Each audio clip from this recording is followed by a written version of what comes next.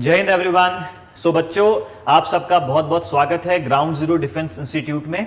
तो जितने बच्चों ने सीडीएस का पेपर दिया है बेटा कल, तो उन्हीं के लिए आंसर की लेकर आकर हम आए हैं on general knowledge. I know अब पेपर को देख करके आपको लग रहा होगा कि यूपीएससी जो हम कहते आए हैं teachers, it is very unpredictable, but any how इससे आपको पता चला कि आपको कितने लेवल की तैयारी करनी है। आप हमेशा यही कहते रहे कि कितना मैटर पढ़ना है, तो यूपीएससी ने आपको एक मिरर, एक आईना, एक लेवल दिखाया है कि कितना मैटर कंपटीशन में पढ़ना पड़ता है, जरूरी है। So you need to pull up your socks. आपको अपनी मेहनत को भी उस लेवल पर पहुंचानी है, ठीक है। आप डिस्करेज ना हुए। पेपर में करंट अफेयर्स और जीके की भरमार है, हम जानते हैं। इनफैक्ट हिस्ट्री के ऊपर भी हम पिछले 3 साल से देख रहे हैं यूपीएससी बहुत ज्यादा फोकस कर रही है। और कल के पेपर में तो आप मानकर चलें कि जो यूपीएससी है उसने हिस्ट्री के कम से कम 20 क्वेश्चंस दिए हैं। 20 questions have come alone from history. Science का भी मैटर है, ज्योग्राफी के भी क्वेश्चंस हैं, पॉलिटी के भी क्वेश्चंस हैं, और जीके और करंट अफेयर्स तो उसमें अबंडेंट मात्रा में है, काफी ज्यादा मात्रा में है। एनी हाउ हम चेक करते हैं। Let's start with the answer की ऑफ जनरल नॉलेज। आपको उससे हेल्प मिलेगी और मेक श्योर कि आप फिर अपनी इन शॉर्टकमिंग्स को, जो भी आपकी कमियां होंगी, उसको हमारे संग शेयर कर सकते हैं, ठीक है। पर आपको बता दूं बेटा, हमारा जो अगला बैच है ऑलरेडी बुकिंग स्टार्ट हो चुकी है। सीडीएस एफकेट के जो बैचेस हैं उनकी डेट्स यहां पर मेंशन है। इन पर्टिकुलर डेट्स पर हमारे नए बैचेस स्टार्ट हो रहे हैं। रजिस्ट्रेशंस, बुकिंग्स ऑन हो चुकी हैं। आपको कल अंदाजा लग चुका है कि पेपर का लेवल क्या है, किस लेवल की तैयारी आपको करनी है। लेवल 1, लेवल 2, लेवल 3 तक जाने के लिए आपको समय चाहिए। तो वेट ना करें कि नेक्स्ट ईयर अप्रैल में पेपर है तो हम दिवाली के बाद ज्वाइन करेंगे, ये बहुत बड़ी मिस्टेक होगी आपकी। मेक श्योर आप पहले से ही अपनी तैयारी शुरू कर दें, ठीक है। जो बच्चे एनडीए की तैयारी करना चाहते हैं तो उनके लिए भी मैंने डेट्स यहां पर हमने मेंशन करी है कि जो नए बैचेस हैं एनडीए के लिए वो कब स्टार्ट हो रहे हैं। तो इन डेट्स को आप मेंशन करें कहीं पर डायरी में, एंड मेक श्योर ये जो नंबर्स आपको दिए गए हैं, इन नंबर्स पर स्पेशली आप अपनी क्वेरीज, अपने डाउट्स पूछ सकते हैं। करियर काउंसलिंग के लिए भी आपको यहां मदद मिल जाएगी। आप इन पर कॉल करके पूछिए, हमसे बात करिए, आपकी जो भी डाउट्स हैं वो हम कवर अप कर देंगे, क्लियर कर देंगे। चलिए तो स्टार्ट करते हैं आंसर की को लेकर के। सबसे पहला क्वेश्चन आपका जीके से संबंधित पूछा गया है कि जो national centre for good governance है, इनको लेकर के। तो पहला स्टेटमेंट ये कह रहा है कि जो एनसीजीसी है इसको सेटअप किया गया था सरदार वल्लभ भाई पटेल नेशनल पुलिस एकेडमी के द्वारा। ये पहली स्टेटमेंट गलत है बेटा, क्योंकि ये स्थापित किया गया था लबासना, आपने सुना होगा, लाल बहादुर शास्त्री, ये जो आपके आईएएस ऑफिसर्स, इनको ट्रेनिंग के लिए है मसूरी में। तो ये पहली स्टेटमेंट गलत है। दूसरा कह रहा है कि ये एनआईएआर को रिक्रिस्टाइन सबस्यूम किया गया एनसीजीसी में। यस, ये इसमें जो है मर्ज कर दी गई थी। सेकंड स्टेटमेंट बिल्कुल सही है। फिर कह रहा है कि एनसीजीसी जो है ये कौन से मंत्रालय के अंतर्गत आती है, तो लिखा हुआ है home affairs. No, it comes under the ministry of pension, allowances, grievances, इन सब में। ये मिनिस्ट्री भी इसमें गलत दी हुई है। तो थर्ड स्टेटमेंट और फर्स्ट स्टेटमेंट हमारे पास गलत आ गई है। इसका मतलब हमारे पास आंसर ये नहीं होगा, आंसर ये नहीं होगा, आंसर ये नहीं होगा। बचा एक ही option, that is bravo. Second and fourth, the chairperson of governing body. ये तो पहली और तीसरी स्टेटमेंट गलत है, इसलिए हमारे पास आंसर आ गया ब्रावो। अगला क्वेश्चन आपसे पूछ रहा है योगा। अब देखो, इंटरनेशनल योगा डे, आपने देखा होगा कि यूपीएससी कैसे कैसे अपना लेवल बढ़ा रही है। आप पूछते रहे कि कंपटीशन कैसे टफ हो रहा है। अगर आप 4-5 साल पहले देखा करते थे, अगर आप पेपर आपने देखा होगा पास्ट ईयर का, उसमें यूपीएससी आपसे पूछा करती थी कि इस पर्टिकुलर ईयर का इंटरनेशनल योगा डे का थीम क्या है। लेकिन इस बार उन्होंने क्या करा, उन्होंने पिछले 4 सालों के थीम्स पूछ लिए और मैच द कॉलम में। यानी आपको इतना ध्यान रखना पड़ेगा कि कौन कौन से पर्टिकुलर थीम किस योगा उसकी रह चुकी है, ठीक है। तो ध्यान रखें, हमारे पास जो विकल्प दिए गए हैं, तो 6th वाला जो है ये इसका थीम था 6th एडिशन वाले का, yoga for family and home के लिए था। 7th एडिशन वाले का था फॉर वेलबींग, और जो 8th वाला था इसका था फॉर ह्यूमैनिटी, और जो 9th एडिशन था ये भी रिसेंट हुआ है, वसुदेव कुटुंबकम, बड़ा इंपॉर्टेंट था। तो दैट्स व्हाई हमारे पास आंसर आ गया ब्रावो, 2, 1, 4, 3, ठीक है। तो समझ पा रहे हैं कि यूपीएससी के की थिंकिंग को थोड़ा सा आपको कैच करना है। अगला क्वेश्चन पूछा गया है आईबीएस, देखो इब्सा, इसमें यह इस चीज पर ध्यान दो, इब्सा, इब्सा एक इंटरनेशनल ऑर्गेनाइजेशन आप मानकर चलो, ग्रुप एक ग्रुप है, इंडिया, ब्राजील और साउथ अफ्रीका का एक ग्रुप है, उन्हीं की एक मैरीटाइम एक्सरसाइज हुई है। अब देखो इसमें मैंने बोल दिया India, Bangladesh India, Brazil and south Africa, तो यानी कि पहला स्टेटमेंट तो गलत ही हो गया, ठीक है। और दूसरे में उन्होंने फिर बांग्लादेश दे दिया, तीसरे में फिर बांग्लादेश दे दिया, क्योंकि बी फॉर ब्राजील है बेटा, बी फॉर ब्राजील, तो इसलिए वी हैव आंसर डेल्टा। ये क्या है, इंडिया, ब्राजील, साउथ अफ्रीका का मैरीटाइम जो एक्सरसाइज हुई है उसको नाम दिया गया है। ओके, नेक्स्ट अगला क्वेश्चन देखो, करंट अफेयर्स में अगर आपने देखा होगा कि हमारे जो प्रधानमंत्री मोदी जी हैं उन्हीं के इर्द गिर्द सारे करंट अफेयर्स घूमे हैं, तो मेक श्योर अगर आपने अपने करंट अफेयर्स पिछले 6 महीने के प्रेजेंट सरकार को लेकर के फोकस किया है तो आपके आंसर करंट अफेयर्स में बहुत इजीली आपको मिलने वाले हैं। अभी हमारे जो प्रधानमंत्री हैं वो रिसेंटली कायरो इजिप्ट गए थे, तो इसीलिए वहीं पर इन्होंने ये जो हेलियोपोलिस नाम का जो शहर है, कॉमनवेल्थ वॉर ग्रेव सिमेट्री है, यहां पर वर्ल्ड वॉर 1 और 2 के जो सोल्जर्स हैं उनके लिए एक मेमोरियल बनाया गया है, तो इसका आंसर है बच्चों Cairo, and Cairo is in Egypt. अगला क्वेश्चन पूछा गया है अंडर वाटर जो मेट्रो रेल है, तो ये ध्यान रखेंगे हुगली, कलकत्ता में, ठीक है, कलकत्ता हुगली नदी पर बनाया गया है, आंसर इज चार्ली।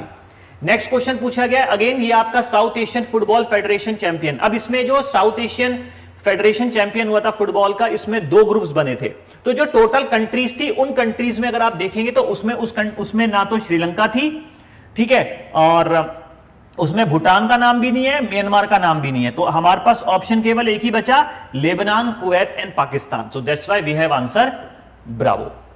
अगला क्वेश्चन है जम्मू कश्मीर में जो हमें ऑफिशियली जो बटरफ्लाई हमें ऑफिशियली वहां पर रिकॉग्नाइज की है, तो उसका नाम, ये भी करंट अफेयर्स का क्वेश्चन है, it is blue Pence. Okay, answer is delta. अगले क्वेश्चन की तरफ चलते हैं।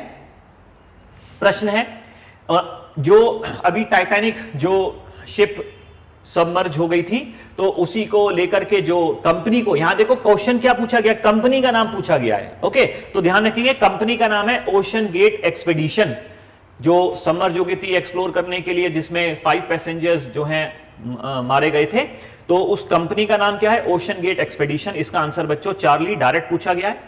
नेक्स्ट, इसमें भारत की सबसे लंबी रोड टनल, तो ये ध्यान रखेंगे it is doctor Shyama Prasad Mukherjee tunnel, ये जम्मू में है, और इसका नाम पहले निशानी करके आपका चेनानी निश्री टनल नाम था, अब इसका नाम चेंज करके रख दिया गया है डॉक्टर श्यामा प्रसाद मुखर्जी टनल। इसका आंसर है बच्चों चार्ली।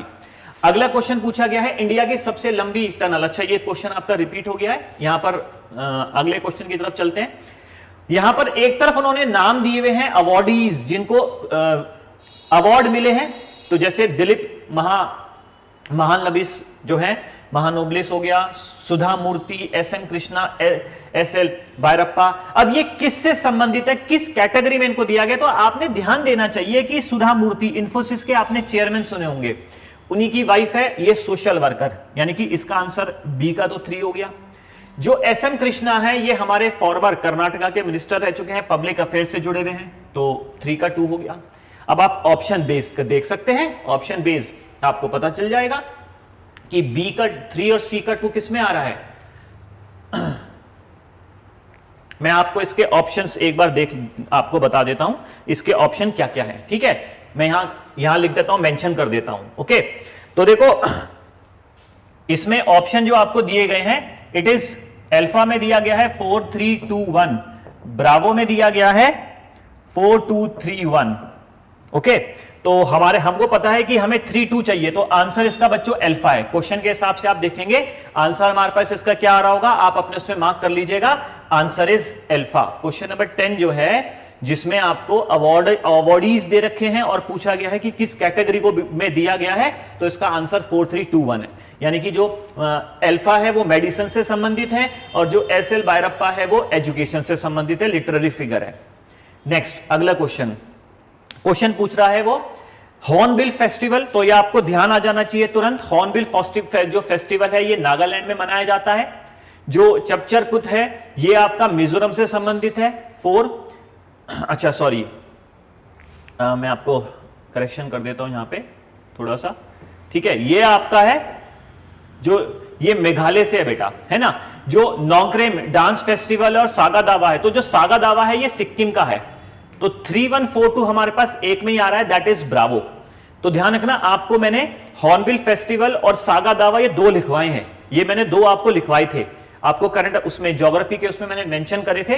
तो अगर आपको ये दो याद थे तो आपके लिए इजी हो जाता, क्योंकि 3 और 2 केवल एक ही इसमें आ रहा है। अच्छा, 2 में आ रहा है तो थोड़ा सा हो सकता है कुछ बच्चों को प्रॉब्लम आई हो, बट एनी हाउ आप कितने फेस्टिवल याद कर सकते हैं, अब आपको इस क्वेश्चन से रियलाइजेशन हो रहा है। आप बार बार हमसे पूछते थे कि सर इतना सारा मैटर कैसे याद करें, तो UPSC has given you the answer, reply, you have to learn all these. Anyways, अगला क्वेश्चन आपको देखो दिमाग में आ जाना चाहिए, S-400 ये जो एयर डिफेंस मिसाइल सिस्टम है, तो S-4 हमने कहां से खरीदा है? It is from Russia, answer is delta, एकदम दिमाग में आना चाहिए। नेक्स्ट, अभिनव बिंद्रा, देखो हमारे ओलंपिक गोल्ड मेडलिस्ट रह चुके हैं, और इन्होंने किसमें ये जीता था? तो ध्यान रखना 10 मीटर तो था, लेकिन राइफल था या पिस्टल था? तो ध्यान रखना राइफल था, तो पिस्टल आंसर नहीं होगा। दूसरा, लंदन में या बीजिंग में? तो आंसर होगा बीजिंग, आंसर इज चार्ली। तो बड़े कंफ्यूजिंग ऑप्शंस दे रखे हैं, तो आपको बहुत प्रिसाइज होना पड़ा इसमें, तो आंसर इज चार्ली, ध्यान रहेगा। अगला क्वेश्चन आपसे पूछा गया है कि चीता, अब देखो चीता शब्द जो लिया गया है, ध्यान रखना ये संस्कृत का शब्द है, ठीक है। इसका मतलब था चित्रहार, चित्रहार से संबंधित था, मतलब जो चित्रयार, चित्र यानी कि एक आकृति, क्योंकि उसके बॉडी में, शरीर में कुछ पैटर्न बना होता है, वहीं से ये वर्ड निकला है चीता। अब आप देख रहे हैं कि पिछले पेपर में भी, प्रीवियस एनडीए के पेपर में भी इनको लेकर के रेगुलर क्वेश्चंस आए हैं, घुमा घुमा करके क्वेश्चन यूपीएससी दे रही है। तो जो भी करंट में चलेगा उसको लेकर के डेफिनेटली क्वेश्चंस यूपीएससी देती है, तो मेक श्योर आप अपने पिछले 6 महीने के करंट अफेयर्स थरो करें, ठीक है। अगला क्वेश्चन आपसे पूछा गया है, एक न्यू स्पीशीज पिट वाइपर की डिस्कवर की गई थी 2019 की, जिसको नाम दिया गया था एक राज्य के ऊपर, तो कहां मिला था? तो ध्यान रखना it is on Arunachal Pradesh, इसका आंसर है ब्रावो। अगला क्वेश्चन पूछा गया कि इनमें से कौन से प्लेयर्स ऐसे हैं जिन्होंने ऑल इंग्लैंड बैडमिंटन टूर्नामेंट में रनर अप या फर्स्ट पोजीशन सिक्योर करी है? तो आपको ये जीके का क्वेश्चन है, तो इसमें आंसर है आपका बेटा चार्ली, प्रकाश पादुकोणे, पुलेला गोपीचंद एंड श्रीकांत किदंबी। तो ये तीनों ने, अगर आप देखेंगे हिस्ट्री, इतिहास, तो अलग अलग ईयर भी आप मेंशन कर सकते हैं कि किस किस वर्षों में इनको ये प्राप्त हुआ है, ठीक है। अगला क्वेश्चन पूछा गया है कि अभी कौन से मतलब टर्की में इलेक्शन हुए प्रेसिडेंट के, तो न्यूली इलेक्टेड प्रेसिडेंट कौन चुने गए हैं? It is answer is alpha बेटा, ठीक है, एल्फा आंसर है। ये भी करंट अफेयर्स को लेकर क्वेश्चन था। अगला क्वेश्चन, अगले क्वेश्चन में आपसे पूछा गया है कि Georgi Gospodinov, Georgi won the International Book Prize डाग, इनकी नॉवल का नाम पूछा गया है। तो नॉवल का नाम क्या है बच्चों? It is time shelter, novel का नाम है टाइम शेल्टर। अगला क्वेश्चन है आपका फिर करंट अफेयर्स का, the grand order of the chain of the yellow star, ये हाईएस्ट सिविलियन ऑनर है किस पर्टिकुलर कंट्री का? तो ध्यान रखना सूरीनाम। ये सूरीनाम जो है, ये आपने साउथ अमेरिका में कंट्री सुनी होगी, डच गायना, उसी का नया नाम है सूरीनाम। तो आंसर इसका है बच्चों डेल्टा। अगला क्वेश्चन है, देखो नई हमारी जो बिल्डिंग, देखो सेंट्रल विस्टा जो प्रोजेक्ट सरकार, केंद्र सरकार का था, तो उसी में एक नया संसद भवन बनाया गया जो कि ट्रायंगुलर शेप का बनाया गया है, जिससे कि मैक्सिमम एरिया हम कवर कर सकें। तो उसमें जो उन्होंने कुछ सिंबल लिए हैं, तो जो सेंट्रल हॉल है, सेंट्रल हॉल का सिंबल है बेनियन, ठीक है ना। और लोकसभा और राज्यसभा को लेकर के, लोकसभा में जो सिंबल लगाया गया है वो पीकॉक, नेशनल हमारा जो बर्ड है, और राज्यसभा में जो सिंबल लगाया गया है वो लोटस, नेशनल फ्लावर को। इसका आंसर है बच्चों ब्रावो, ध्यान रहेगा, क्योंकि जो बेनियन है ये सेंट्रल हॉल में है, राज्यसभा नहीं है, सेंट्रल हॉल का सिंबल है बेनियन। क्लियर हो गया। अगला क्वेश्चन आपसे पूछा गया है कि एक व्यक्ति की आंख में जो है मायोपिया, देखो यहां क्वेश्चन के हिसाब से देखना, ये मायोपिया की बात कर रहा है। किसकी बात कर रहा है? मायोपिया। अगर मायोपिया हो जाता है तो उसका जो आई लेंस का कर्वेचर है वो बड़ा हो जाता है, तो पहली स्टेटमेंट सही है। दूसरा कह रहा है आई बॉल स्मॉल हो जाती है, नो, ये लॉन्ग साइटेडनेस में होती है, ये लॉन्ग साइटेडनेस में होती है। तीसरा कह रहा है the focal length of the eye lens is too large, ये भी गलत हो जाएगा। आई बॉल इलोंगेट हो जाती है, बिल्कुल सही। तो इसमें फर्स्ट एंड फोर्थ सही है, that's why we have answer Charlie, ठीक है। अगला क्वेश्चन देखेंगे, फिजिक्स का आपका क्वेश्चन है, तो ध्यान रखना जो फिजिक्स में आपको डायग्राम ग्राफ दिया है, तो according to this particular question we have answer Bravo, physics का आंसर इसमें ब्रावो। डिस्कशन आपको टीचर, रिस्पेक्टिव टीचर्स आपको क्लास में कर देंगे, फिलहाल मैं साइंस के आंसर्स आपके सामने शेयर कर रहा हूं। अच्छा, अगेन बार बार मैं बोल रहा हूं कि आप सीडीएस और एफकैट की जो प्रिपरेशंस करने हैं, जो बच्चे अभी मेरी वीडियो को अभी ज्वाइन किया है उनके लिए स्पेशली ये डेट्स, पर्टिकुलर डेट्स को आप कहीं पर मेंशन कर दीजिए, ये नंबर्स मेंशन करिए, अपनी जो भी क्वेरीज हैं इन पर्टिकुलर नंबर्स पे कॉल करके हमसे पूछिए और जल्द से जल्द आप अपनी बुकिंग कराएं। एंड सीडीएस वाले इस नंबर और एनडीए वालों के लिए ये डेट्स बहुत इंपॉर्टेंट है बुकिंग के लिए। ओके, चलिए अगले क्वेश्चन की तरफ बढ़ते हैं। अगला क्वेश्चन अगेन आपसे पूछा गया है फिजिक्स का, इसका आंसर आप मार्क करेंगे अल्फा बेटा। नेक्स्ट वाले क्वेश्चन का आंसर आप मार्क करेंगे डेल्टा, ठीक है। उसके बाद सोनिक बूम वाला, इस वाले क्वेश्चन का आंसर आप मार्क करेंगे अल्फा। अगेन आपका क्वेश्चन है ये केमिस्ट्री को लेकर के, तो इसका आंसर आप मार्क करेंगे Charlie. Okay, it is gold, tin and lead. Next अगले क्वेश्चन की तरफ आते हैं। अब यहां पर आपसे अगेन ये ज्योग्राफी का क्वेश्चन पूछा गया, तो ध्यान रखना विनस और मार्स के वायुमंडल में कार्बन डाइऑक्साइड की मात्रा कितनी है, 95 से 97%। अगला क्वेश्चन केमिस्ट्री का आ गया, तो इस क्वेश्चन में आपसे पूछा गया है कि मेथड यूज किया जाता है कंपाउंड को लेकर के, तो इसका आंसर है बच्चों delta, decomposition followed by ion exchange. Next chemistry के क्वेश्चन से अगेन इसका आंसर आप मार्क करेंगे डेल्टा और इस वाली रिएक्शन का आंसर मार्क करेंगे आप चार्ली। ओके, नेक्स्ट अगले क्वेश्चन की तरफ बढ़ते हैं। अब आपसे बायो का क्वेश्चन पूछा गया, ध्यान रखना ये फाइलोटैक्सी जो है ये लीव्स के अरेंजमेंट को लेकर के कहा जाता है, ठीक है। To study the pattern of arrangement of leave is called as phyllotaxy. Next आपको जब मैंने सेल पढ़ाया था तो बताया था क्रोमोसोम्स जो होते हैं ये जेनेटिक मटेरियल है जो माता पिता से बच्चों में उनके हेरिडिटरी कैरेक्टर्स को ट्रांसमिट करते हैं। तो इसमें डीएनए और क्या होता है, तो मैंने बताया था ना क्रोमोसोम्स आपस में जुड़े हुए होते हैं किसके द्वारा, एक हिस्टोन नाम का ये क्या होता है, प्रोटीन होता है, तो इसलिए इसका आंसर क्या हो गया चार्ली। इसके बाद उन्होंने पूछा है कि जो बैक्टीरिया होता है, देखो बैक्टीरिया होता है, बैक्टीरिया के बीच में एक खाली स्पेस होती है, तो उस पर्टिकुलर खाली स्पेस को जहां पर डीएनए होता है, केवल जेनेटिक मटेरियल प्रेजेंट होता है, तो उसको कहते हैं न्यूक्लियोइड। ध्यान रखेंगे न्यूक्लियो को वॉइड माने एक स्पेस, तो वो स्पेस में, खाली स्पेस में, ठीक है, जहां पर केवल डीएनए होता है उसको न्यूक्लियोइड कहते हैं। इसका आंसर है बच्चों डेल्टा। अगला क्वेश्चन इजी है, आपसे पूछा गया है कि देखो ये सेल वॉल है, पहला वाला सेल वॉल है, दूसरी आपकी सेल मेम्ब्रेन है, तीसरा एंडोप्लाज्मिक रेटिकुलम है बेटा, रेटिकुलम हो गया, फोर्थ वाला न्यूक्लियस हो गया, चौथा वैक्यूल, पांचवा आपका वैक्यूल हो गया, चौथा न्यूक्लियस है। तो आंसर हमारे पास आ गया Charlie. Cell wall, cell membrane, EPR, nucleus and vacuole. बहुत इजी था, अगर आपने सेल का डायग्राम ढंग से पढ़ा था, जो आपको मैंने ग्रुप में भेजा था और मेंशन यहां बनवाया भी था, तो आपसे ये क्वेश्चन करने में परेशानी नहीं आई होगी। नेक्स्ट अमयुक्त मालदिया, हिस्ट्री का क्वेश्चन है, तो आपको एकदम से ध्यान आना चाहिए, विजयनगर एम्पायर में एक राजा हुआ करते थे कृष्णदेव राय, उनके द्वारा किताब लिखी गई थी अमयुक्त मालदिया। हालांकि इन्होंने और भी कई किताबें लिखी हैं, कविताएं लिखी हैं, तो अमयुक्त मालदिया जो लिखी गई है वो तेलुगु भाषा में लिखी गई है। Answer is delta. इसके बाद पूछा गया है श्वेतांबर जो संप्रदाय था, जैन धर्म दो भागों में डिवाइड हुआ था, एक श्वेतांबर और एक दिगंबर। तो ध्यान रखना जो श्वेतांबर थे वो सफेद कपड़े पहना करते थे, और ये वो थे जो नॉर्थ इंडिया में ही जिन्होंने रहना स्वीकार किया, और जो दिगंबर थे वो कहलाए जो साउथ इंडिया चले गए थे और जो कपड़ों का उन्होंने विरोध किया, है ना। तो उन्हीं को लेकर के पूछा गया है, तो इट रेफर्स टू मॉन्क्स। अच्छा, जो गलत है वो बताना है, तो देखो मैं आपको क्लियर कर दूं, यहां पर उन्होंने लिखा है ब्रावो ऑप्शन में, ये वो मंक्स थे जो साउथ चले गए थे, और मैंने आपको बोला साउथ में श्वेतांबर नहीं दिगंबर गए थे, तो दैट्स व्हाई हमारे पास आंसर आ गया ब्रावो। हो सकता है कि आपको बाकी ऑप्शन में शायद कोई कंफ्यूजन हो, लेकिन आपको यहां बिल्कुल क्लियरली लिखा हुआ है, आपको यहां एकदम पता चलेगा कि ये तो नेगेटिव है, तो आंसर ही गलत है, तो ऑप्शन हो ही नहीं सकता। और उन्होंने नॉट ही पूछा था, है ना, गलत पूछा था, क्योंकि जो साउथ में गए थे वो दिगंबर गए थे, श्वेतांबर नहीं गए थे। अगला क्वेश्चन उन्होंने पूछा है कि जो विक्रमखोल केव लोकेटेड है, तो ये कहां पर सिचुएटेड है, तो ध्यान रखना it is in Odisha. Odisha में एक जगह पड़ती है झारसुगुड़ा, नोट कर सकते हैं झारसुगुड़ा, ठीक है। ये आपका 4000 बीसी के आसपास एक स्टोन के ऊपर जो गुफाएं हैं वहां मिली है, तो 4000 बीसी के आसपास की जो गुफाएं उसकी बात कर रहा है। He is not talking about any Ashoka cave, ठीक है, ध्यान रखना। ये आपकी सिविलाइजेशन जो आईबीसी के पहले की है, उन पर्टिकुलर उस टाइम पीरियड की बात कर रहा है। नेक्स्ट इन्होंने पूछा लेवलॉइज टेक्निक को लेकर के इनमें से कौन सा सही है। जो लेवलॉइज टेक्निक है ना बेटा, तो ध्यान रखना, लेवलॉइज टेक्निक का मतलब होता है it is a tool making technique. इसको क्या कहते हैं? टूल मेकिंग टेक्निक है ऑन स्टोन्स। किस पर? On stones. तो हमारा पहला स्टेटमेंट गलत हो गया क्योंकि उन्होंने नाम दिया है कि पोट्री को लेकर है। हाँ, दूसरा क्या कह रहा है?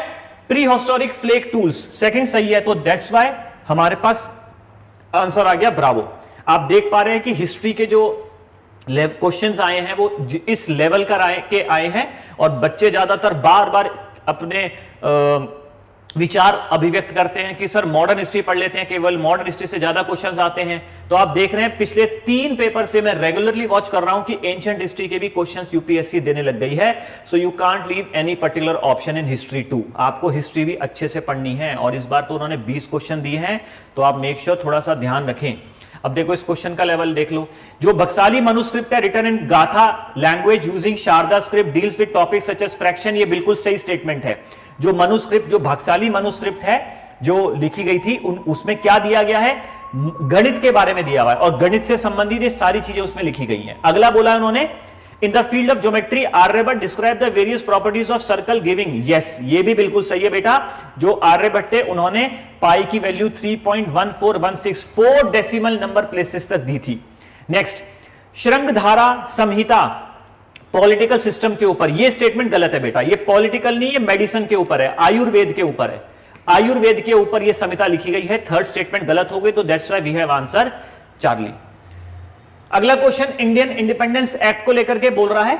तो ध्यान रखना, ये जो इंडियन इंडिपेंडेंस एक्ट था, यस, इसको ब्रिटिश पार्लियामेंट ने इंट्रोड्यूस किया था 4 जुलाई में और उसको स्वीकृति मिली थी 18 जुलाई को। पहला स्टेटमेंट सही है। दूसरा कह रहा है कि इसी एक्ट ने भारत के संविधान का बेसिक फ्रेमवर्क ले डाउन किया था। यह गलत है बेटा, क्योंकि जो बेसिक फ्रेमवर्क ले डाउन किया था वो गवर्नमेंट ऑफ इंडिया एक्ट 1935 ने किया था और हमें इसमें गलत ही बताना था, नॉट। तो ध्यान रखना, इसका हमारे पास आंसर हो गया ब्रावो। आगे जाने की जरूरत नहीं पड़ी हमें। ओके, अगला क्वेश्चन आपसे पूछ रहा है कि इनमें से कौन से ऐसे पेड़ हैं जो temperate floral zone of Himalaya, देखो हिमालयास की बात कर रहा है, और मुझे बताओ कैश्यू नट, काजू तो साउथ में उगता है, तो आपके पास तुरंत आंसर आ जाना चाहिए अल्फा।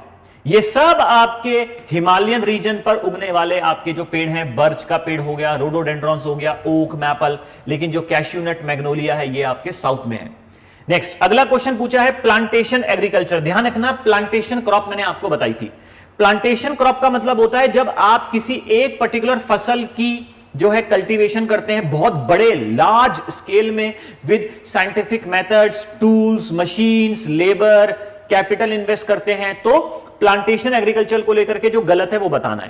पहला, यहां पर बड़ी बड़ी स्टेट्स होती हैं, साइंटिफिकली मैनेज होती है, बिल्कुल सही बात है। इसमें काफी सारा कैपिटल इन्वेस्ट करना पड़ता है, सही बात है। इसमें मेनली जो फॉरेन ओनरशिप होती है, लोकल लेबर होते हैं, यस, ये भी सही है। जैसे आपने देखा होगा कि बड़ी बड़ी कंपनीज यहां आकर के जो है बड़े लैंड स्केल पे टी प्लांटेशन करती है, बनाना कल्टीवेशन करती है, रबर कल्टीवेशन करती है, दोहन करती है और वहां से जो फसलों का। हाँ, इसमें जो चौथे ऑप्शन में उन्होंने दिया है ना, एनिमल्स फॉर सेल, तो यहां पर एनिमल्स फॉर सेल के लिए नहीं होता है, यह तो एनिमल हस्बेंड्री है। दिस इज व्हाट, पशुपालन। ये पशुपालन की बात कर रहे हैं वो, जबकि क्वेश्चन में उन्होंने क्या दिया कि प्लांटेशन फार्मर्स जो है रियर, वो एनिमल हस्बेंड्री करते हैं बेटा, वो सेल पे नहीं लगाते, ठीक है ना। तो थोड़ा प्रॉफिट को गेन करने के लिए वो पशुपालन को भी संग में प्रैक्टिस करते हैं। तो दैट्स व्हाई इसमें हमारे पास आंसर हुआ डेल्टा। अगला, ये मैंने आपको एक नोट्स दी थी और मैंने मेंशन करा था कि अलग अलग कंट्रीज में शिफ्टिंग कल्टीवेशन को अलग अलग नाम से जाना जाता है। तो उसी के ऊपर क्वेश्चन आया हुआ है। जो ये रोका है, ये ब्राजील का है बेटा। ब्राजील में रोका कहते हैं, श्रीलंका में चीना कहते हैं। तो देखो 3-1 केवल एक ही में आ रहा है, Delta. So we have answer Delta. बाकी में जाने की जरूरत नहीं पड़ी हमें। तो these are the names of shifting cultivation in different countries. अलग अलग देशों में शिफ्टिंग या झूमिंग कल्टीवेशन को, burning slash and burning cultivation को क्या कहा जाता है, इसकी मैंने पूरा एक बॉक्स की फॉर्म में आपको नोट्स में मेंशन किया था, अगर आपको याद हो। चलिए अगले प्रश्न की तरफ बढ़ते हैं।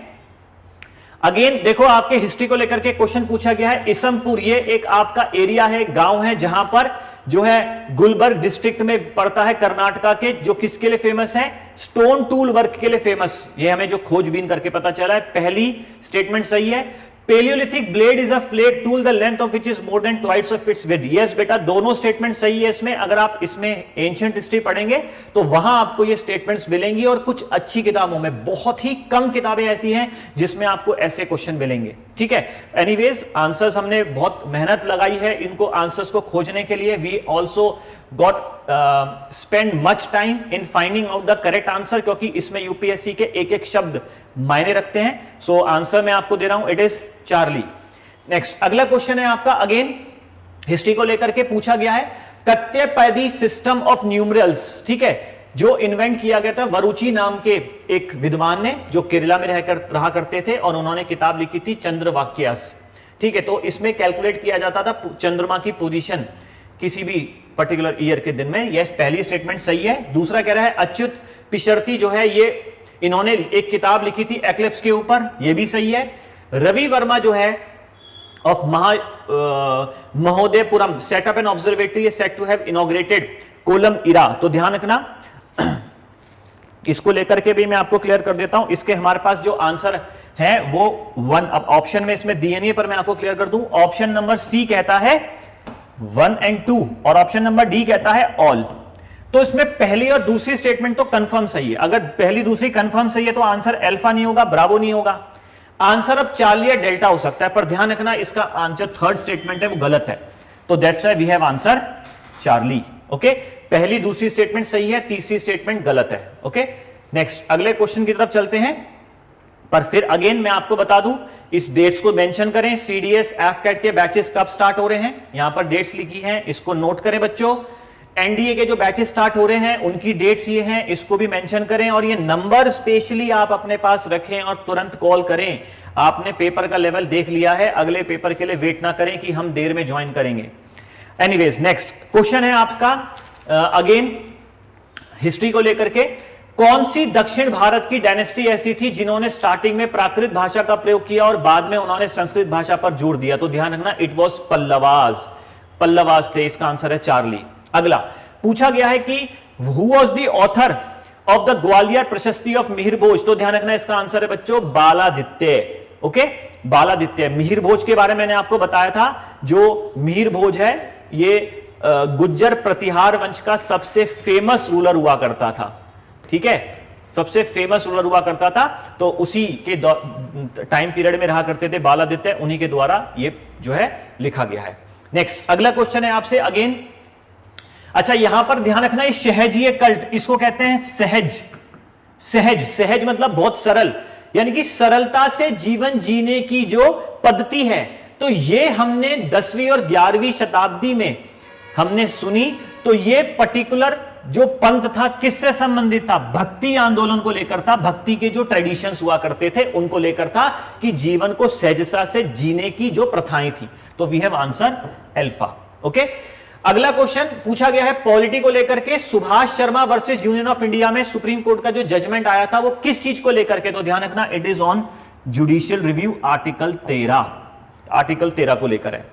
नेक्स्ट अगला क्वेश्चन पूछा गया है कि जो पंचायत, इजी क्वेश्चन है, आप ध्यान रखना कि पंचायतों में शेड्यूल ट्राइब्स और शेड्यूल कास्ट को लेकर रिजर्वेशन है। यस बेटा, बिल्कुल रिजर्वेशन की बात की गई है। आप अगर आर्टिकल 243 पढ़ेंगे, आर्टिकल 243 का जो डी है वो यही बात करता है। उसके बाद पंचायतों को अधिकार नहीं है टैक्स कलेक्ट करने का, यह स्टेटमेंट गलत हो गई। आर्टिकल 243H में यह बात की गई है कि पंचायतों को टैक्स लेवी करने का, कलेक्ट करने का, एप्रोप्रिएट करने का अधिकार होता है। तो पहली स्टेटमेंट सही है, तो that's why we have answer Alpha. Articles भी आप ध्यान रखें, कोशिश करें जब आप पेपर को एनालाइज करते हैं तो उसमें से नोट्स निकालें, ओके, उसको इलेबोरेट करें। अगला क्वेश्चन आपका मिशन इंद्रधनुष, ये रिपीट हुआ है क्वेश्चन, पहले भी आ चुका है। तो मिशन इंद्रधनुष जो है ये बच्चों के फुल इम्यूनाइजेशन को लेकर है। तो इम्यूनाइजेशन वर्ड एक ही में आ रहा है, वी हैव आंसर चार्ली। अच्छा, अब देखो ये क्वेश्चन भी ये करंट अफेयर्स से ही जुड़ा हुआ था, तो पॉलिटी में उन्होंने दे दिया जो सुवर्ण को लेकर के आरक्षण दिया है प्रेजेंट गवर्नमेंट ने, यानी कि इकोनॉमिकली आर्थिक रूप से जो वीकर सेक्शन है उनके लिए जो 10% का आरक्षण दिया गया वो कौन से अमेंडमेंट के द्वारा? तो we have answer Delta. Okay, polity का ये भी आसान क्वेश्चन है, करंट अफेयर्स से बेस्ड आया हुआ है। मैंने बार बार क्लास में बताया था कि अगर आप अपने 6 महीने के करंट अफेयर्स अपडेट कर रहे हैं तो आपकी पॉलिटी, ज्योग्राफी, हिस्ट्री ज्यादातर उसी करंट अफेयर बेस्ड आती है। चलिए अगला क्वेश्चन है, इनमें से कौन से फंडामेंटल राइट सस्पेंड नहीं होते इमरजेंसी में? तो मैंने आपको बताया था आर्टिकल 20 और 21 सस्पेंड नहीं होते। तो इनमें दिए गए ऑप्शन में से आर्टिकल 20, 21 कोई है? यस, ए, ये है आर्टिकल 20। तो आंसर हमारे पास हो गया अल्फा। नेक्स्ट अगला क्वेश्चन आपसे पूछा गया है कि एनी क्वेश्चन, अगर लोकसभा के सदस्य को डिस्क्वालीफाई करना है एंटी डिफेक्शन लॉ के आधार पर, तो ये मामला कौन डिसाइड करता है? तो मैंने आप बताया था एंटी डिफेक्शन लॉ का मामला, विप का मामला, ये स्पीकर और चेयरमैन देखते हैं। तो that's why we have answer Bravo. ठीक है, डिस्क्वालीफाई करता राष्ट्रपति है आफ्टर कंसल्टिंग इलेक्शन कमीशन, लेकिन एंटी डिफेक्शन लॉ का जो मामला है ये पहले स्पीकर या चेयरमैन डिसाइड करते हैं। नेक्स्ट, इंडियन मैरीटाइम यूनिवर्सिटी को लेकर के उन्होंने पूछा है कि इनमें से कौन सा गलत है। तो ध्यान रखना, इंडियन मैरीटाइम यूनिवर्सिटी जो है, जिसमें आपने सुना होगा मर्चेंट नेवी, सुना है ना? मर्चेंट नेवी में जो जाते हैं, मर्चेंट मतलब व्यापारी है ना, यानी कि कार्गोज वगैरह। तो मर्चेंट नेवी में जो करियर लोग बनाते हैं, तो ध्यान रखना ये एक सेंट्रल यूनिवर्सिटी है जो संसद के द्वारा एस्टैब्लिश की गई थी एक एक्ट के द्वारा। पहली स्टेटमेंट बिल्कुल सही है। चेन्नई में लोकेटेड है, ये भी सही है, लेकिन ये इंडियन नेवी को सपोर्ट करने के लिए बनाई गई? No, it is related to trade and commerce. So that's why हमारे पास आंसर हुआ ब्रावो। ओके, चलिए अगला क्वेश्चन आपसे पूछ रहा है, अगेन आपका ये क्वेश्चन जो पूछा गया ज्योग्राफी का क्वेश्चन है। जो एबिसिनियन प्लेट्यू है, ये इथोपिया क्या पुराना, ध्यान, इथोपिया का पुराना नाम है। इथोपिया इज इन अफ्रीका, तो पहला तो सही हो गया। Patagonia is in south America, तो ये गलत हो गया। एनाटोलिया इज इन एशिया, ये सही है टर्की में, तो पहला तीसरा सही है। आइबेरिया यूरोप में है, फ्रांस, तो ये भी गलत हुआ। तो that's why we have answer Bravo. तो अगर आपने एटलस अच्छे से पढ़ी है तो ये क्वेश्चन आपका हो जाएगा। अच्छा, यहां देखो, आपको आइसोनिफ, आइसोहेल, आइसोहेलाइन, तो मैंने आपको बताया था ये टर्मिनोलॉजीज हैं। आइसो का मतलब होता है सेम, अब डिपेंड करता है सेम स्नोफॉल है, सनशाइन है, सैलिनिटी है, क्लाउडीनेस है, टेम्परेचर है, प्रेशर है, व्हाट। तो यहां पर पहला, दूसरा, तीसरा तो बिल्कुल सही है, लेकिन ये आइसोहाइप्स हैं, ये गलत है। आइसोहाइप्स का मतलब होता है इक्वल पोटेंशियल हाइट, ठीक है, इक्वल पोटेंशियल हाइट वाला। तो that's why we have answer Alpha. Okay, चलिए अगला क्वेश्चन आपसे पूछ रहा है, क्लाउड्स को लेकर के पूछा गया है, आपको इनको लोएस्ट से हाईएस्ट उसमें लगाना है। तो ध्यान रखना कि जो सबसे निचले स्तर पर आएंगे वो निम्बो वाले आते हैं, 2 सबसे पहले आएगा, निम्बो के बाद फिर आपके एल्टो, ये लो लेवल क्लाउड हो गया, ये मिड लेवल क्लाउड हो गया। तो 2 के बाद 4 आना जरूरी है, 2 के बाद 4 आना जरूरी है। तो वो केवल आपके 2 में आ रहा है, ब्रावो और डेल्टा। अच्छा, अब बात करते हैं साइरोक्यूमुलस और साइरस। तो ध्यान रखना, साइरस हाई लेवल क्लाउड है, ये भी हाई लेवल क्लाउड है, लेकिन इन दोनों में सबसे ऊपर ये वाला पाया जाता है। तो पहले 2 के बाद 4, फिर 1, फिर 3, तो we have answer delta. Cirrocumulus cirrus से नीचे आते हैं, ध्यान रखेंगे आप। अगला, अब ये आपके रेवोल्यूशन, मैंने आपको इकोनॉमिक्स में बताया था, इकोनॉमिक्स में 5-7 चीजें मैंने बताई थी कि रेवोल्यूशंस वगैरह, जो जीडीपी वगैरह है, 5 ईयर प्लान्स हैं, इनको आप अच्छे से करके जाएं, क्वेश्चंस रिपीट हो जाते हैं। डिमांड सप्लाई के कर्व्स को लेकर के क्वेश्चन रिपीट होते हैं। तो ये रेवोल्यूशंस को लेकर आ रखा है, तो ध्यान रखना, बच्चे कंफ्यूज होंगे यहां पर। ये जो श्रिम्प प्रोडक्शन है ये एक्चुअली में फिश को लेकर है, ऑयस्टर्स, फिश। यस, पहला स्टेटमेंट सही है। येलो रेवोल्यूशन ऑयल सीड्स को लेकर था, ब्लैक रेवोल्यूशन बायोडीजल को लेकर के था, बिल्कुल सही, लेकिन गोल्डन रेवोल्यूशन एग प्रोडक्शन को लेकर के नहीं था। तो हमारे पास जो दिए गए ऑप्शन है उनमें से 1, 2, 3 अल्फा आंसर है। ये जो गोल्डन रेवोल्यूशन है ये शहद को लेकर है। किसको लेकर है बेटा? शहद को लेकर है, क्योंकि एग रेवोल्यूशन को लेकर के हमारे पास रजत था, एग प्रोडक्शन को लेकर के रजत। तो वी हैव आंसर अल्फा। अगला क्वेश्चन NHAI। अब देखो ये भी थोड़ा टिपिकल क्वेश्चन आया हुआ है। नेशनल जो हाईवे अथॉरिटी ऑफ इंडिया है, तो ध्यान रखना, national highway authority of India training नहीं कराती, उसके लिए हमारे पास अलग से national institute for training highway engineers है नोएडा में। तो हमारे पास इसका आंसर ब्रावो है बेटा, Bravo is the wrong answer. ये ट्रेनिंग कंडक्ट नहीं कराती NHAI, बाकी सारे ऑप्शन सही है। अगला क्वेश्चन अगेन फॉग को लेकर है। फॉग जो है ये ग्राउंड के नजदीक बनता है, बिल्कुल सही बात बेटा, ग्राउंड के नजदीक बनेगा फॉग, पहली स्टेटमेंट सही है। Radiation, fog is associated with radiation. देखो जितनी तेजी से ऊपर जाएगा रेडिएशन और सतह को ठंडा करेगा उतनी तेजी से फॉग बनेगा रात में। सेकंड स्टेटमेंट भी सही है। एडवेक्शन का मतलब होता है हॉरिजॉन्टल। तो अगर मानो कहीं पर गर्म ग्राउंड का सरफेस गर्म है, वहां से हवा चलेगी और जैसे ही किसी कोल्ड सरफेस पे पहुंचेगी तो अगेन वो हॉरिजॉन्टली वहां जाकर के ठंडी हो जाएगी, ठंडी होकर के फॉग बनेगा, तो वो एडवेक्शन है। तो एडवेक्शन मैंने आपको एग्जांपल दिया था कि कैसे समुद्र किनारे जो एक लंबी फॉग की कतार आपको दिखती है, एडवेक्शन की वजह से दिखती है, वो गर्म सरफेस से ठंडी सरफेस की तरफ जाने से बनती है। यहां तीनों स्टेटमेंट सही है, that's why we have answer delta.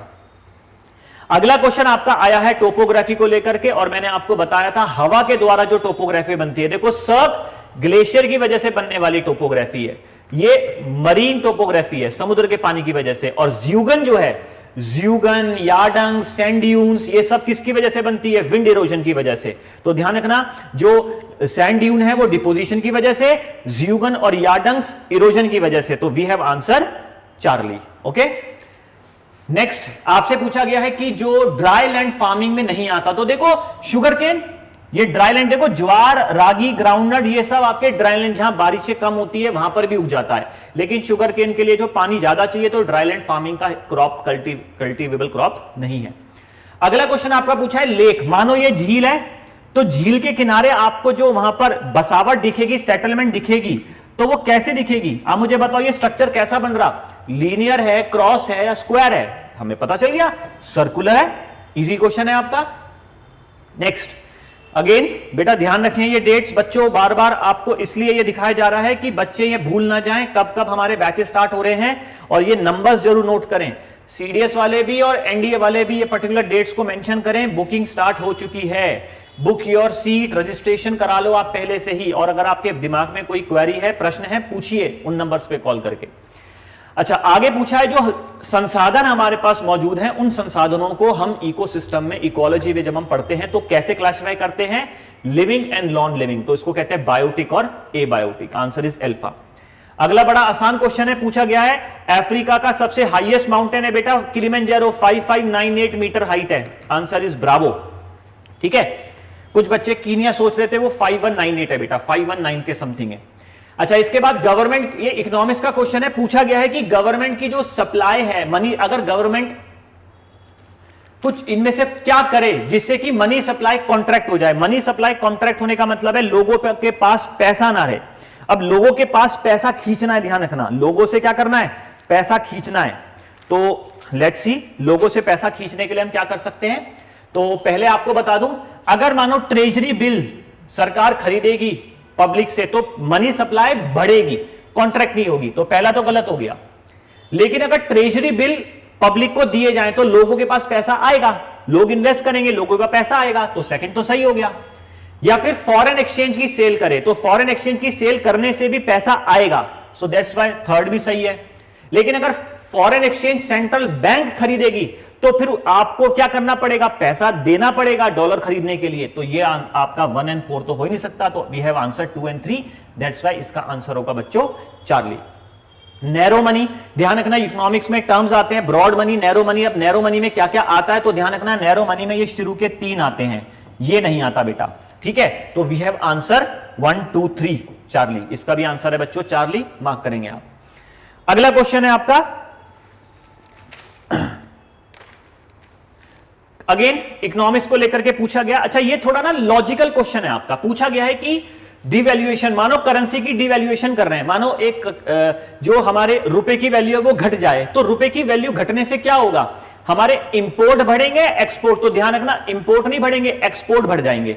Export क्यों बढ़ जाएंगे? सामान जो है वो सस्ता हो जाएगा, कम पैसों में मिलेगा। तो ध्यान रखेंगे वैल्यूज की, क्योंकि वैल्यू घट गई, आप जो है जब उसकी वैल्यू घट जाएगी तो सस्ते में रुपए मिलेगा। रुपए की वैल्यू घटने से क्या होगा? मानो आप, मेरे पास $1 है, आपके पास 100 रुपीज है, तो मैं $1 में ज्यादा सामान ले पाऊंगा या कम सामान ले पाऊंगा? अब ज्यादा सामान ले पाऊंगा, क्योंकि $1 की कीमत अब बढ़ गई है, तो इसलिए एक्सपोर्ट बढ़ जाएंगे। तो अब दूसरे में क्या कह रहा है? डोमेस्टिक इन्फ्लेशन बढ़ेगा घटेगा? हमारे लिए तो महंगाई हो जाएगी, क्योंकि जो चीज अभी ये मार्कर अभी मिल रहा था 10 रुपए का, अब 12 रुपए का मिलेगा, तो इन्फ्लेशन तो इंक्रीज होगा और वहीं पर हमारे एक्सपोर्ट बढ़ जाएंगे, क्योंकि बाहर वाले के लिए हमारे रुपए की वैल्यू जब कम हो गई है तो $1 में हमें ज्यादा जो है रुपए वैल्यू ज्यादा आ जाएगी, तो रुपए की वैल्यू घटने से क्या हुआ, एक्सपोर्ट बढ़ गए। तो we have answer 2 and 3, answer is Charlie. अगला जीएसटी को लेकर पूछा गया कि कौन कौन से टैक्सेस खत्म हो गए जीएसटी के आने से, तो ध्यान रखना ये तीनों खत्म हो गए हैं, लेकिन पेट्रोलियम और पेट्रोलियम प्रोडक्ट पर टैक्सेस के उस पर जीएसटी नहीं आया है, तो वी हैव आंसर डेल्टा। अगला क्वेश्चन है आपका, ये जो क्वेश्चन है इसका आंसर मैं आपको बता देता हूं बेटा, फिजिक्स का है ये, इट इज चार्ली। पोटेंशियल जो है, पोटेंशियल एनर्जी आपकी टी और आर पे होगी। नेक्स्ट अगला क्वेश्चन है आपका, अगेन फिजिक्स को लेकर के क्वेश्चन है, इसमें आप आंसर मार्क करेंगे ब्रावो, इस वाले क्वेश्चन में आप आंसर मार्क करेंगे चार्ली। उसके बाद जो अगला क्वेश्चन दिया हुआ है इसमें भी आप आंसर मार्क करेंगे बच्चों डेल्टा, ठीक है, आंसर इज डेल्टा।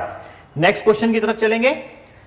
अगला क्वेश्चन आपसे पूछा गया है कि अगेन फिजिक्स का क्वेश्चन है, इसमें आप आंसर मार्क कर लेंगे बेटा अल्फा, इसका आंसर आप अल्फा मार्क करेंगे और अगले वाले का भी आप आंसर मार्क करेंगे अल्फा। देन क्वेश्चन नंबर जो 80 है इसका आप आंसर मार्क करेंगे ब्रावो।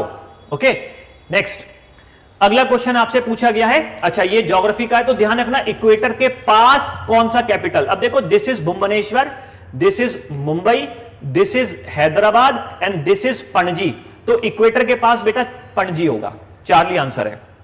अगला उन्होंने पूछा है कि कौन सी कंट्री ने, करंट अफेयर्स को लेकर के, तो ध्यान रखना भूटान ने कहा करा है ऐसा, जिसने क्या बोला है कि अब हम जीडीपी नहीं देखेंगे कि कितनी खुशहाली हमारे देश में है, वो हमारी जीडीपी मानी जाएगी, तो it is the first country is Bhutan. अगला क्वेश्चन आपके क्लाउड्स को लेकर है, तो ध्यान रखना जो क्लाउड्स का फॉर्मेशन है, एक तो हाइट के आधार पर मैंने आपको बताया था, लो, मिड और हाई, और एक मैंने आपको बताया था हॉरिजॉन्टल और एक वर्टिकल, उसी को तो स्ट्रेटिफॉर्म और क्यूमुलिफॉर्म कहते हैं, स्ट्रेटस एंड क्यूमुलस, तो पहला स्टेटमेंट तो सही है। एल्टीट्यूड के आधार पर क्लाउड्स को क्लासिफाई किया जाता है हाई, मिड और लो, सही बात है। तीसरा स्ट्रेटस, निम्बोस्ट्रेटस एंड स्ट्रेटोक्यूमुलस हाई लेवल क्लाउड्स, ये गलत है बेटा, क्योंकि ये हाई लेवल नहीं है, लो लेवल क्लाउड है, निम्बो माने रेन होता है। Clouds having nimbo attached to their name produce precipitation. Yes, nimbo माने precipitation होता है, पहली, दूसरी और चौथी स्टेटमेंट सही है, that's why we have answer Bravo. अगला क्वेश्चन, क्वेश्चन आपसे पूछ रहा है कि इनमें से, अच्छा ये देखो फिजिकल डेफिशिएंट, ध्यान रखना FD minus interest payment is equal to primary deficient PD, ये फॉर्मूला है, इकोनॉमिक्स की किताब में आपको मिलेगा, तो ये फॉर्मूला है, तो that's why we have answer Charlie. जब आप फिजिकल डेफिशिएंट में से इंटरेस्ट पेमेंट्स आप माइनस कर देते हो, सब्ट्रैक्ट कर देते हो, तो हमारे पास क्या आ जाता है, प्राइमरी डेफिशिएंट आ जाता है। ये डायरेक्ट फॉर्मूले को लेकर के क्वेश्चन दिया हुआ है। नेक्स्ट अगेन आपसे पूछा गया है कि होलसेल प्राइस इन्फ्लेशन जो है बढ़ गई है, तो होलसेल प्राइस के इन्फ्लेशन के बढ़ जाने से क्या होगा, इंटरनेशनल प्राइस ऑफ ये, अच्छा देखो 2021 और 22 में पूछ रहे हैं कि हमारे देश की जो थोक महंगाई है वो बढ़ गई थी, वो किन कारणों की वजह से बढ़ी, तो ध्यान रखना 2021-22 में क्रूड ऑयल बहुत महंगा हो रहा था, पहला सही है। दूसरा इकोनॉमिक एक्टिविटी जो है कम हो गई थी ना, कोविड के बाद तो इकोनॉमिक एक्टिविटी बढ़ेगी, ये तो नहीं हो सकता। ग्लोबल सप्लाई चेन डिस्टर्ब हो गई थी, क्योंकि जो है इंडस्ट्रीज में फर्क पड़ा था और कॉस्टिंग महंगी हो गई थी, तो we have answer Bravo, first, third and fourth, ठीक है।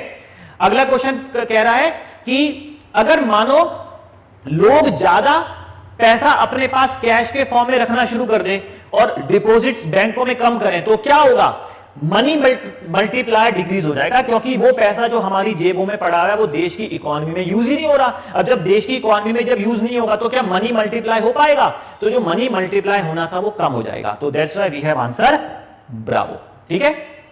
नेक्स्ट अगला क्वेश्चन है आपसे पूछा गया है, अब ये देखो एसडीजी का मतलब होता है सस्टेनेबल डेवलपमेंट गोल, और सस्टेनेबल डेवलपमेंट गोल के करीब 17 गोल्स हैं। अब मैं यहां बिल्कुल बच्चों के संग सहानुभूति रखता हूं कि 17 गोल याद करने आसान नहीं है, तो अगर आप उसमें डायरेक्टली आप जाएंगे देखेंगे तो 17 गोलों में से जो रिड्यूस अनएम्प्लॉयमेंट है ये उसका गोल नहीं है, पहला, तीसरा और चौथा ये उसमें मेंशन है, रिड्यूस अनएम्प्लॉयमेंट ये उस गोल में नहीं है, तो वी हैव आंसर ब्रावो।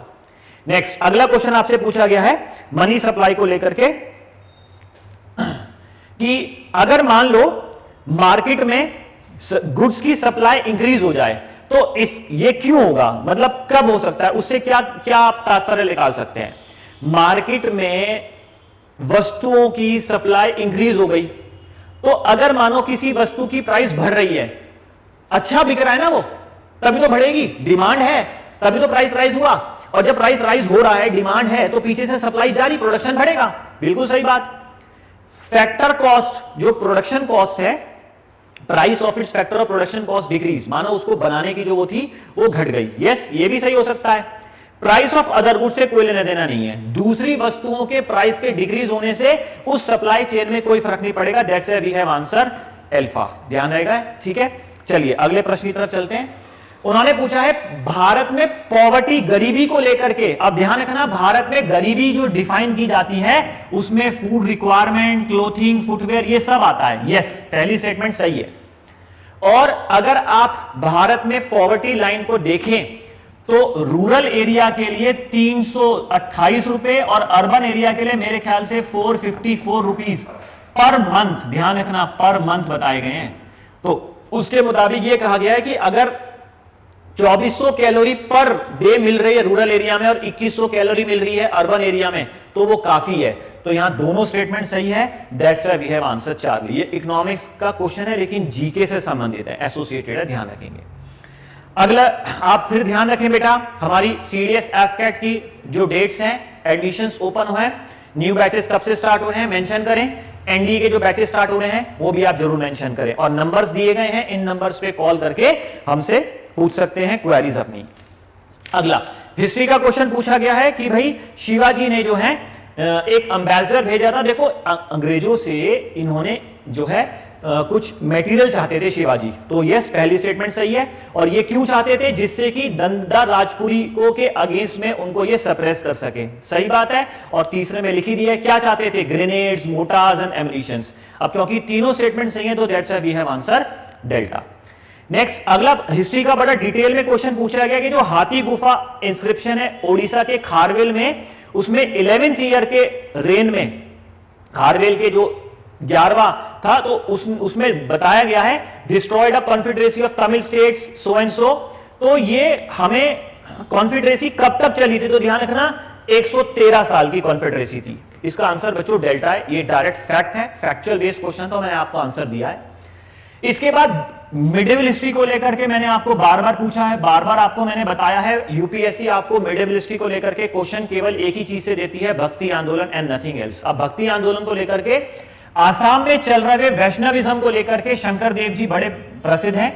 उन्होंने भागवत धर्म की टीचिंग्स, यस पहली स्टेटमेंट सही है। उन्होंने कई मठों का निर्माण किया, ये भी सही है। उनके जो मेजर कंपोजिशन है उसमें कीर्तन घोष वगैरह शामिल है, ये भी सही है। इसका आंसर है बच्चों चार्ली, तीनों स्टेटमेंट सही है, ध्यान रखेंगे आप। ठीक है, नेक्स्ट अगला क्वेश्चन आपसे पूछा गया है अब्दुल रजाक, ध्यान रखना है अब्दुल रजाक देव राय टू, ये जो आपका विजयनगर एम्पायर की एक डायनेस्टी थी, संगम डायनेस्टी, उस वंश के राजा के टाइम पीरियड में अब्दुल रजाक आया था।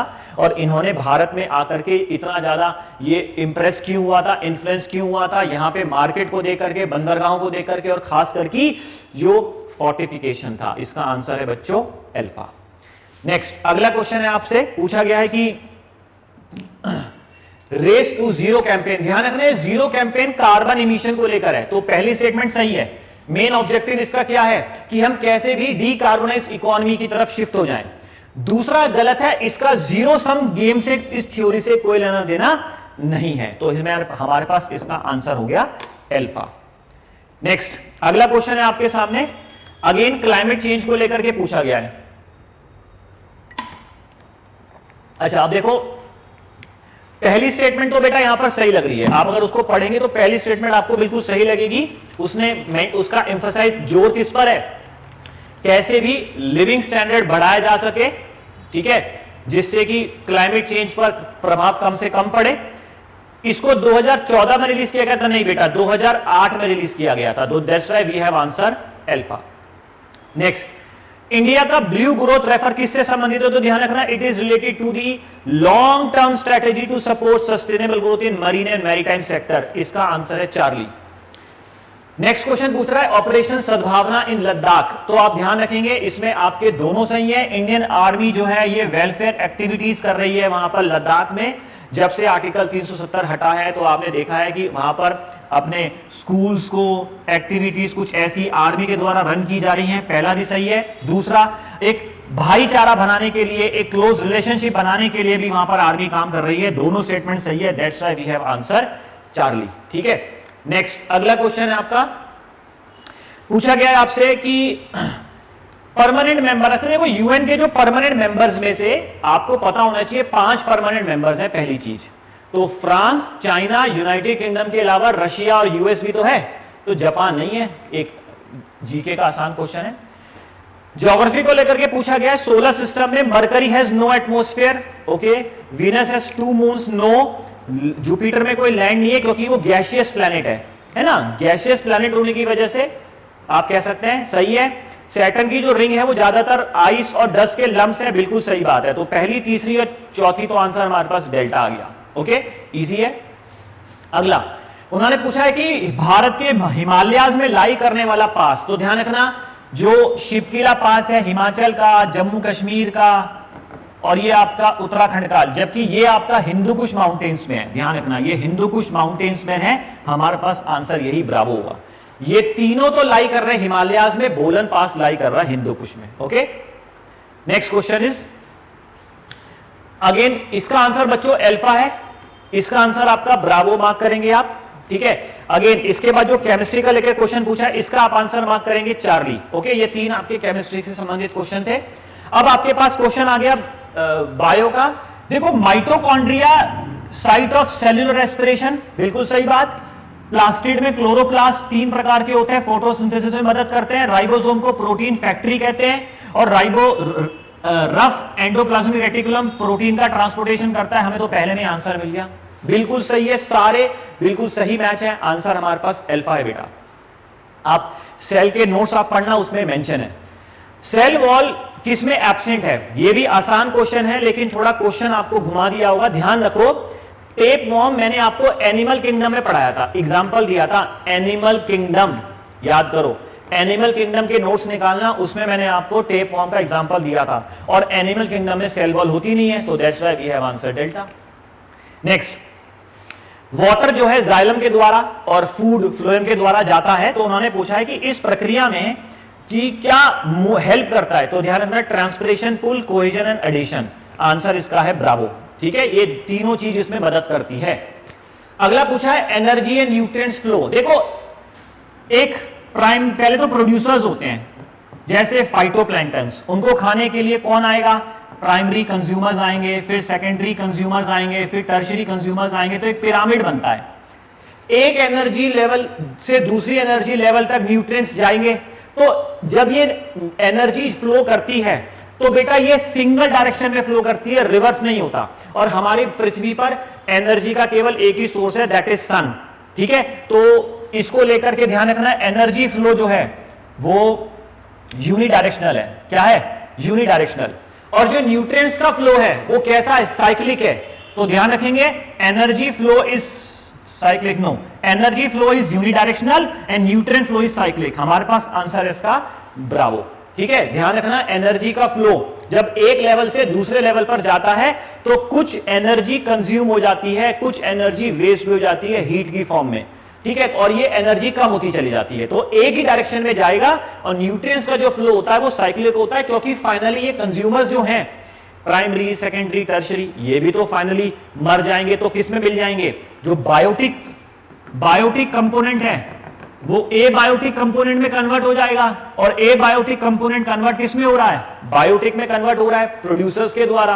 तो ये तो आपका साइक्लिक चलती रहती है। ठीक है ना, आंसर इसलिए इसका ब्रावो है।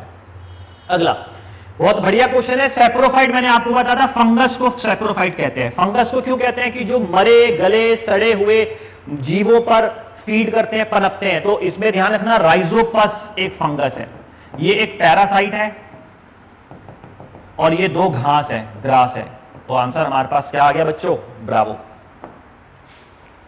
अगला क्वेश्चन आपसे पूछा गया है in the ovules of angiosperm which of the following is not a haploid cell. तो ध्यान रखना, अगर आप प्रॉपर डायग्राम देखेंगे तो आपको डायग्राम में दिखेंगे, यहां पर आपको दिखेंगे सिनर्जिड सेल्स, यहीं पर आपको एक एग दिखेगा, और ऊपर दिखेंगे एंटीपोडल सेल, और ये जो न्यूसेलस है, ये तीनों आपके डिप्लॉइड होते हैं, ये हैप्लॉइड होते हैं, सारे के सारे हैप्लॉइड है। ये वाला जो न्यूसेलस होता है ये आपका हैप्लॉइड होता है, इसका आंसर अल्फा है बेटा। ये आपको ना डायग्राम से पता चलेगा अगर आपको डायग्राम ढंग से स्टडी करा होगा। These three are the cells, ये सेल्स हैं यहां पर, ये वाला आपका एंटीपोडल है, ये वाला आपका सिनर्जिड है, और ये एग सेल है। ये जो न्यूसेलस है ना, ये न्यूसेलस जो है ये हैप्लॉइड नहीं होता, ये डिप्लॉइड होता है, ध्यान रखेंगे आप। अगला क्वेश्चन आपका जो आ रखा है वो हिस्ट्री को लेकर के है। कुछ बच्चे यहां पर थोड़े से घबराए भी होंगे, मैं समझ सकता हूं, तो ध्यान रखना। अफजल खान पर जो अटैक हुआ था वो 1659 में हुआ था, जो तोड़ना का हुआ था वो 1646 में हुआ था, शाइस्ता खां पे जो अटैक हुआ था वो 1663 में हुआ था, जावली पर जो हुआ था वो 1656 में हुआ था। तो दिए गए विकल्पों में से हमारे पास जो उत्तर हो जाएगा अल्फा। ये ईयर अगर आपको याद होंगे तब आप कर पाएंगे, लेकिन अगर आपने मेरे ख्याल से ये दोनों तो पढ़े थे, ये भी पढ़ा था, हो सकता है जावली का आपने नहीं पढ़ा हो, ये तीन आपने पढ़े हुए थे। चलिए, इंडियन स्ट्रगल 1920 से 42 के, ये जो किताब लिखी गई तो आपको पता होना चाहिए, ये किताब लिखी गई थी सुभाष चंद्र बोस जी के द्वारा, जो पॉलिटिकल उस समय स्थितियां चल रही थी उसके ऊपर। अच्छा, इसके बाद ये भी भक्ति आंदोलन मेडिवल हिस्ट्री का लेकर क्वेश्चन है कि वुमेन नैनार सेंट, तो ध्यान रखना अंडाल, जो अंदाल है ये फीमेल अलवार थी, ठीक है। बाकी तीन कौन है? नैनार है। अलवार विष्णु को मानने वाले, नैनार शिव भगवान को, भगवान शिव को मानने वाले। अगला क्वेश्चन आपके सामने है, क्वेश्चन इज, अच्छा यहां पर कुछ टर्म्स दिए हैं तो ध्यान रखना, मैं बता दूं कि जो नट्टर है ये विलेज हेडमैन को लेकर बोला जाता था, विलेज हेडमैन को कहते थे, विलेज का जो हेडमैन हुआ करता था। नाडू का जो, नाडू मतलब जो गांव का हेड हुआ करता था, तो मेल सर्पेंट डाइटी नहीं, यही आपके पास ऑप्शन गलत है। तो ये आपके प्रशासन को लेकर के क्वेश्चन आया हुआ हिस्ट्री में, मैंने आपको बताया था कि हिस्ट्री में प्रशासन को लेकर के भी क्वेश्चन आते हैं, किन किन डायनेस्टीज के समय पे किन किन शब्दों का प्रयोग किया गया है, राज्य को क्या बोलते थे, गुप्तचर को क्या बोलते थे, गांव को क्या बोलते थे, एंड सो ऑन। अगला पूछा है कि गुप्ता पीरियड के दौरान बना हुआ देवगढ़ का जो टेंपल है वो कहां पर है, तो ध्यान रखना it is in Uttar Pradesh, answer is alpha, आसान है। ये थोड़ा टफ क्वेश्चन आ गया अगेन, तो ध्यान रखना Shiva is shown balancing himself on his right leg representing Tribhuvan, तो ध्यान रखना ये राइट लेग नहीं लेफ्ट लेग है, तो पहला स्टेटमेंट गलत हो गया। Shiva is shown raising his left leg in bhujanga trasita stands representing king with the illusion from the devotees mind, okay. The main right hand, ये भी गलत है, मेन नहीं है बेटा, अपर राइट हैंड है, तो पहला तीसरा स्टेटमेंट तो गलत ही हो गया। तो हमारे पास केवल एक ही ऑप्शन बचा, ब्रावो, पहला तीसरा गलत है, ऑप्शन क्या बचा, ब्रावो, ठीक है बेटा। अगला क्वेश्चन पूछ रहा है कि आसियान को लेकर, देखो the chairmanship of ASEAN rotates, ये रोटेट करती है हर साल अल्फाबेटिक ऑर्डर में, बिल्कुल सही बात है। द चेयरमैन इज, अब देखो या तो पहला सही होगा या गलत, अब जब मैंने बोला पहला सही है तो दूसरा गलत है। चेयरमैन या तो अल्फाबेटिकली डिसाइड होगा या मेंबर के द्वारा, और मैंने बोल दिया कि अल्फाबेटिकली डिसाइड होता है तो दूसरा गलत हो गया। इसका मोटो है वन विजन आइडेंटिटी कम्युनिटी, ये भी सही है, पहला तीसरा कंफर्म सही है, तो हमारे पास ऑप्शन एक ही है, ब्रावो, यानी कि चौथा भी गलत हो गया, क्योंकि जो एशियन डे है वो सेलिब्रेट होता है 8 अगस्त को बेटा, 12 को नहीं होता।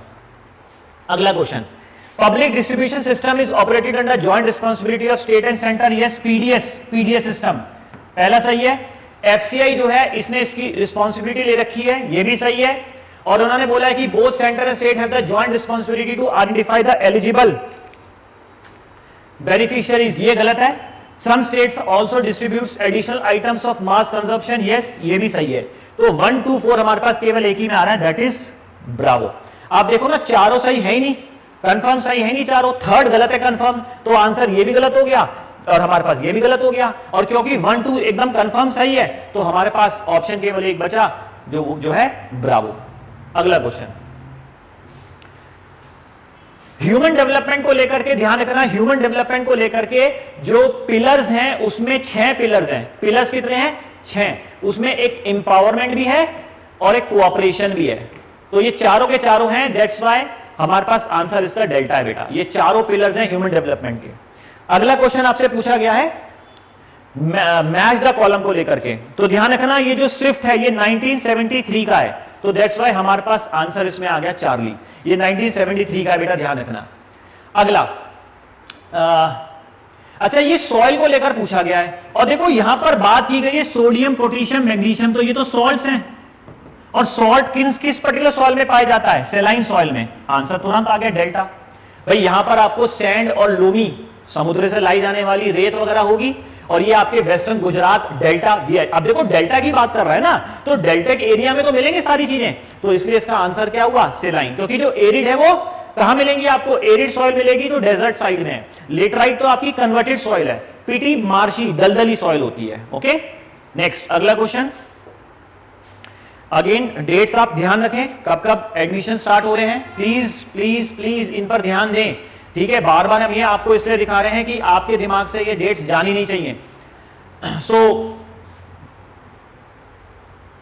बेटा दीज वर दी क्वेश्चंस। मैंने आपके सामने जो जीके के क्वेश्चंस के आंसर्स आपके सामने प्रस्तुत किए हैं, उम्मीद कर रहा हूं कि आपको समझ में आया होगा। आप अपने आंसर्स को टैली करें हमारी साइड से, क्योंकि हमने समय लिया है। हमने बाकी इंस्टीट्यूट्स की तरह हम ये नहीं कह रहे कि उन्होंने अच्छा किया बुरा किया, लेकिन हमने समय लिया, ऑथेंटिकेट आंसर्स आपके सामने लेकर आए हैं, उससे बच्चों को अपना स्कोर निकालने में मदद मिलेगी।